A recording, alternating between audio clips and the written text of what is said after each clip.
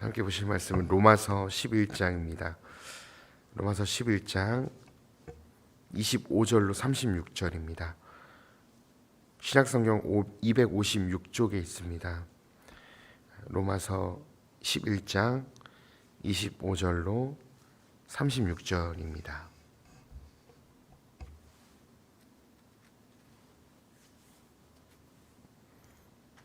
네, 25절로 36절 다 찾으셨으면 25절부터 함께 읽도록 하겠습니다. 25절 함께 읽습니다.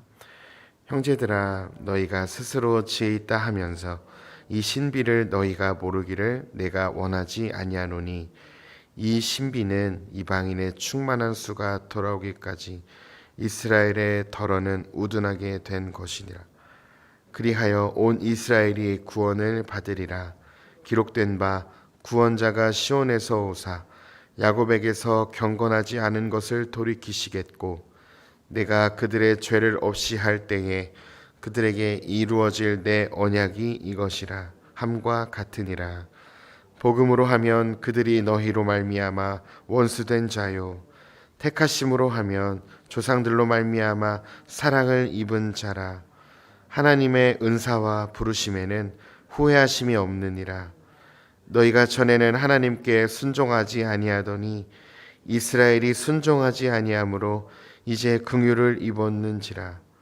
이와 같이 이 사람들이 순종하지 아니하니 이는 너희에게 베푸시는 긍휼로 이제 그들도 긍휼을 얻게 하려 하심이라. 하나님이 모든 사람을 순종하지 아니하는 가운데 가두어 두심은 모든 사람에게 긍휼을 베풀려 하심이로다. 깊도다 하나님의 지혜의 지식에 풍성하며 그의 판단은 헤아리지 못할 것이며 그의 길은 찾지 못할 것이로다. 누가 주의 마음을 알았느냐? 누가 그의 모사가 되었느냐? 누가 주께 먼저 드려서 갚으심을 받겠느냐? 이는 만물이 주에게서 나오고 주로 말미암고 주에게로 돌아감이라. 그에게 영광이 세세에 있을지어다. 아멘. 예. 이제 로마서 11장 후반부 말씀을 나누도록 하겠습니다.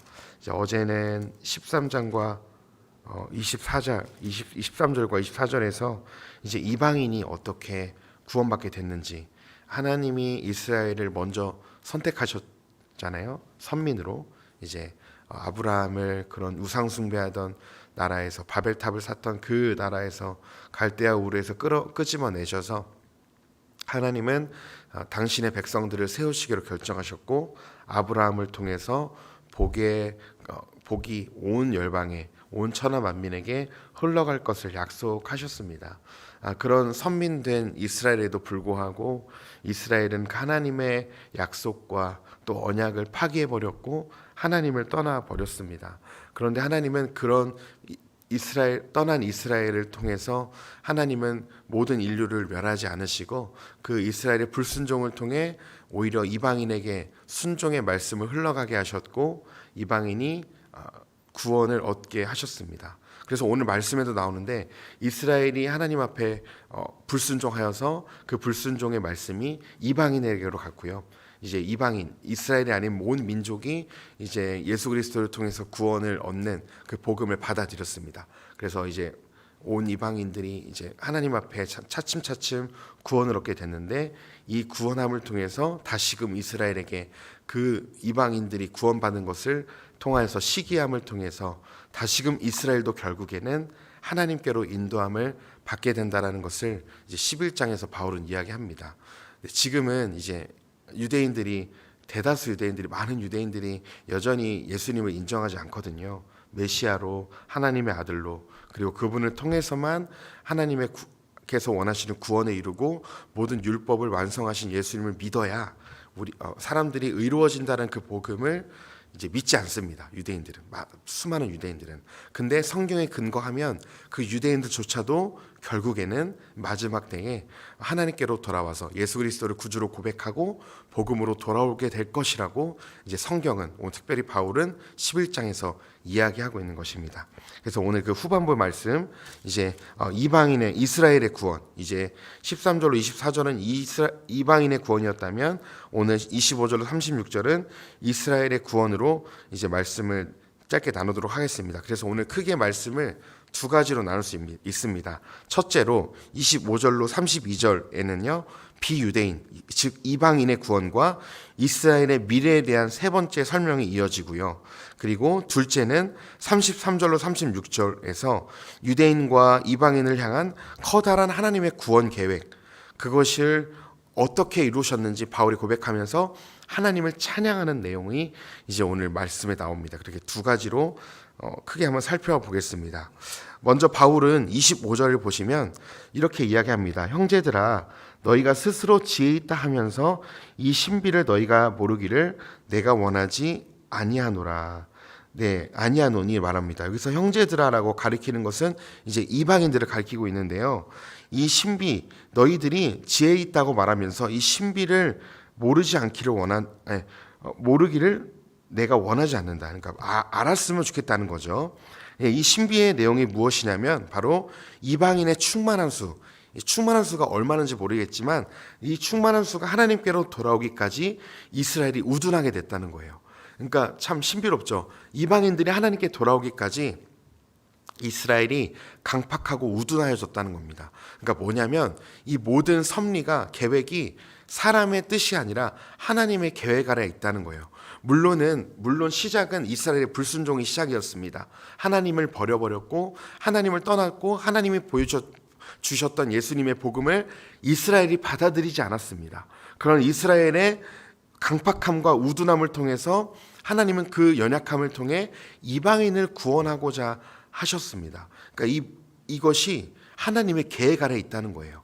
이것이 하나님의 실패가 아니었고, 하나님이 이스라엘을 세우셨는데 이스라엘이 실패해서 온 열방을 구원하셨던 그런 복음이 아니라 이스라엘의 실패를 통해서도 하나님은 이방을 구원하시는 하나님의 계획 안에 이 모든 것이 있다는 사실입니다.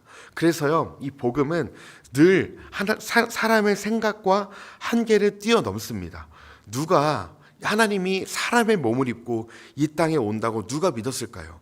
그 당시에 신은 너무나 존귀하고 위엄이 가득 차고 거룩해서 사람의 몸을 입으면, 더러운 죄악으로 가득한 사람의 몸을 입는 것이 가능하지 않다고 믿었던 그 시대 가운데 하나님이 인간의 죄에 더러운 몸을 입고 이 땅에 오셨다는 그 사실, 그리고 그 하나님이 인간을 위해서 직접 죄를 짊어지고 죽으셨다는 그 사실, 그리고 죽음을 이기시고 부활하셨다는 그 사실을 누가 상상이나 했겠습니까?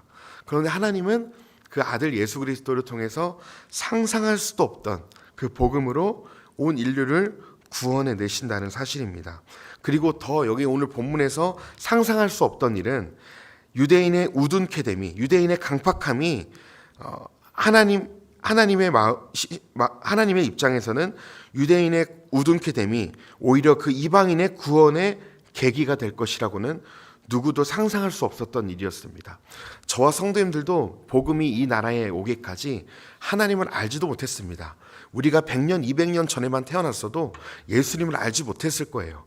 그런데 하나님께서 우리를 이 시기에 부르셨고 이 대한민국이라는 땅에 태어나게 하셨고 복음을 듣게 하셨고 우리의 믿음의 선배들을 통해서 부모와 여러 사람의 전도를 통해서, 친구의 전도를 통해서 우리로 하여금 복음을 듣게 하신 것, 이것이 결코 우연이 아니라는 겁니다.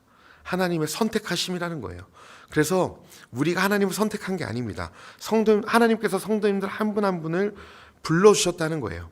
성경의 말씀에 의하면 창세 전에 우리가 아직 연약할 때, 우리가 하나님을 찾지도 못할 때 하나님은 우리를 부르셨다는 사실이 바로 성경이 말하는 복음입니다. 그래서 오늘 이스라엘의 불순종을 통해서 이 구원이 우리에게까지 오게 됐다는 사실입니다. 이스라엘의 불순종은요, 하나님의 오래 참으시는 이 관용을 돋보이게 합니다. 어제 제가 나눴던 것처럼 하나님의 오래 참으심은 이방인을 구원의 길로 인도하시는 계기가 되었는데요. 아까 제가 서두에 말씀드렸던 것처럼 오늘 말씀을 통해 이것을 좀 기억해 주시면 좋은데요. 이스라엘의 불순종이 첫 번째, 이스라엘의 불순종이 두 번째, 이스라엘의 순종을 이방인의 순종을 이끌어냈고요. 이방인의 순종이 이스라엘의 시기심을 자극해서 결국에는 이스라엘도 하나님께로 돌아오게 하는 통로로 이방인을 사용하시는 겁니다. 그러니까 더 쉽게 얘기하면 이스라엘이나 이방인이나 하나님은 온 인류를 결국에는 마지막 때에 구원해 내시겠다고 약속의 말씀을 주시는 것입니다. 우리의 사람의 눈으로는 점점 기독교 인구가 사그라지고 있고 이미 유럽과 미국 교회는 쇠퇴되어져 가고 있고 한국 교회도 이제 그 수순을 밟을 거라고 이제 학자들은 이야기합니다. 점점 더 기독교 인구가 줄어들 거라고 이야기해요. 그래서 교회의 미래는 우리 그리스도인들의 미래는 기독교의 미래는 어두운 것 같습니다. 다음 세대가 없는 것만 같아요. 현실을 보면 그렇습니다. 지금 중고등 학생들 이제 고등학교 한 반에 이제 30명이라고 치면은 학생들 중에 믿는 친구들이 1명 내지 2명도 안 된다 그래요. 이제는 믿는 친구들을 거의 찾아보기 어렵습니다. 그런 현실을 보았을 때 진짜 기독교가 마지막 때에 살아남을 수 있을까?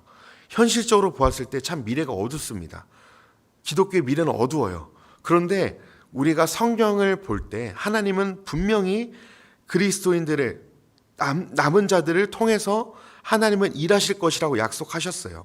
엘리야가 그렇게 낙심하고 낭망해 있을 때 하나님은 아직 바알에게 무릎 꿇지 않는 7,000명을 남겨두셔서 내가 그들을 통해서 하나님의 일을 해갈 것이라고 엘리야를 위로하셨던 것처럼 하나님이 여전히 남은 자들을 통해서 복음이 흘러가게 하실 것이고 우리의 다음 세대에게 남은 자들을 통해서 계속해서 기독교는 흥왕해 갈 것이라고 저는 확신합니다.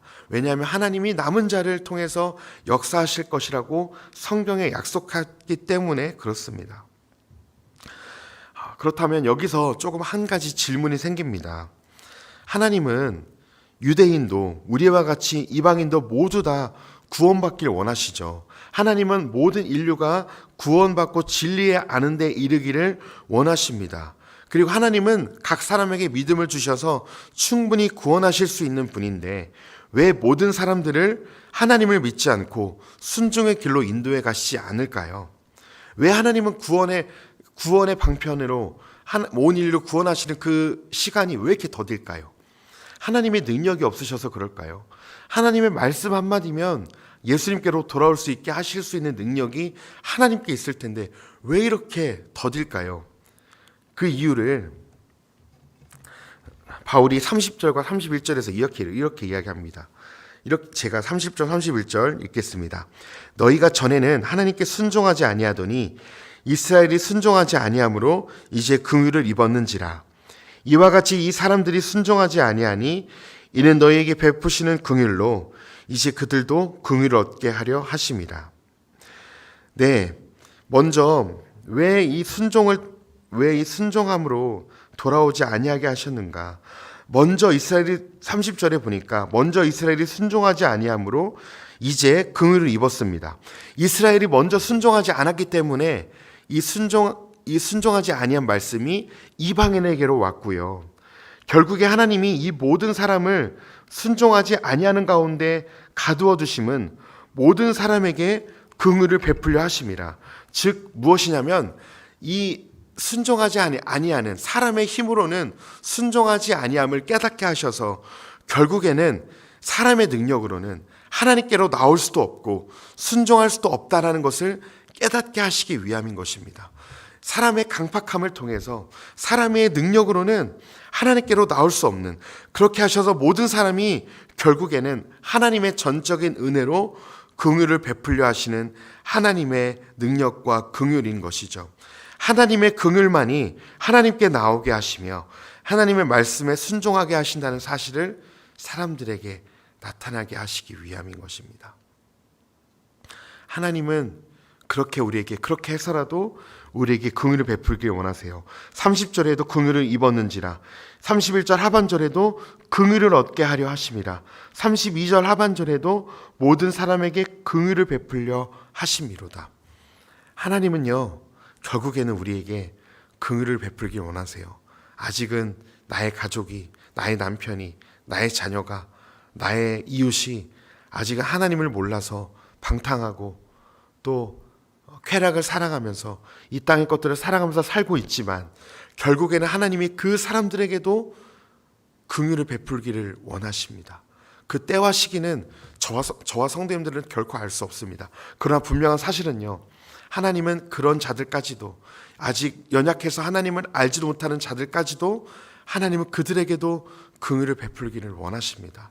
그렇기 때문에 그 아직도 돌아오지 않는 연약한 나의 가족들, 나의 이웃들, 더 넓게는 이 땅의 민족들, 더 나아가서는 강팍한 이스라엘들이 여전히 교만해서 하나님께 돌아오지 않지만 결국에는 그들도 하나님의 긍휼하심으로 이 구원의 반열에 이르게 하실 것입니다. 그렇기 때문에 그 하나님께 소망을 두셨으면 좋겠습니다. 하나님은요 우리에게 결국에는 주시길 원하시는 것은 미래와 소망, 긍휼함, 사랑입니다. 그래서 오늘도 여전히 그 하나님을 바라보면서 우리는 이 믿음의 길을 걸어갈 수 있습니다. 여전히 바뀌지 않는 나, 여전히 연약한 나, 예수를 믿어도 여전히 교만하고 사람 하나 사랑하지 못하고 이기적인 내 모습을 볼 때, 왜 이렇게 나는 하나님을 믿어도, 예수를 믿어도 왜 이렇게 내 안에는 예수님의 성품이 없을까? 사실 저의 고백입니다. 목사인데도 여전히 연약한 제 모습을 볼 때 참 절망이 될 때가 종종 있습니다. 그런데요, 이 긍휼을 여기고 우리가 오래 참고 하나님의 말씀대로 살 수 있는 능력은 애초에 우리에게 있지 않습니다. 바로 하나님에게 있는 것이죠.